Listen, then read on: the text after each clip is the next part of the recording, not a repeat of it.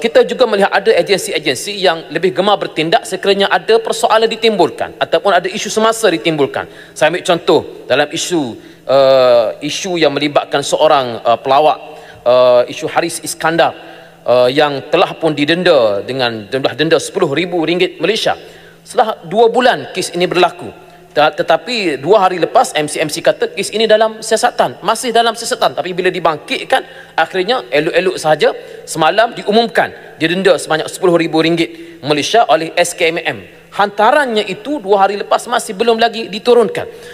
Apabila berlaku satu kes lain melibatkan 3 DJ sebuah radio yang dikatakan ada membuat penghinaan, saya ingin kaitkan bahawa ini persepsi rakyat, seolah-olah bahawa adanya suatu kelemahan dalam mengadakan tindakan.